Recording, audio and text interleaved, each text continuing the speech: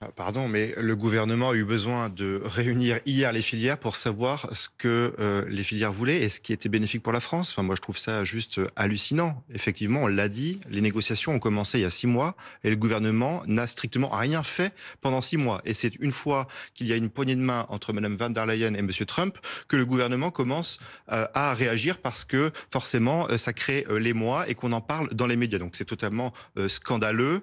Cet accord, il se fait au détriment de nos agriculteurs, il se fait au détriment de nos industriels. Voilà la réalité. La réalité, c'est que le gouvernement a laissé faire Madame von der Leyen pendant des mois, qui n'a pas le souhait visiblement de défendre la France, l'intérêt des Français, pas plus qu'elle semble avoir l'envie de défendre l'intérêt de l'Union européenne en général. Donc c'est proprement scandaleux. Il faut maintenant réaffirmer les choses et dire des vérités aux Français. Oui, le gouvernement aurait dû réellement prendre part aux négociations il y a 6 mois.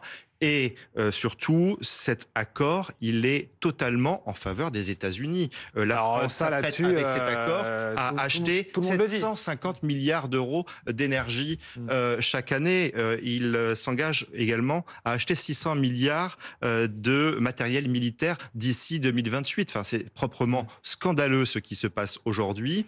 Et quand j'entends les uns, les autres reprendre ce que nous disons nous au Rassemblement national depuis des mois, des années même, sur l'importance de la souveraineté de notre pays, moi je suis juste, j'hallucine quoi. Enfin, en même temps, on est aujourd'hui confronté à une situation que l'on connaissait par avance et aujourd'hui tout le monde fait mine de découvrir la situation. Donc il faut que nos gouvernements se réveillent et il faut qu'ils prennent part réellement aux négociations et qu'ils se réveillent enfin et qu'ils admettent qu'ils ont eu tort et qu'ils se sont trompés et que depuis 6 mois ils n'ont pas travaillé. Frédéric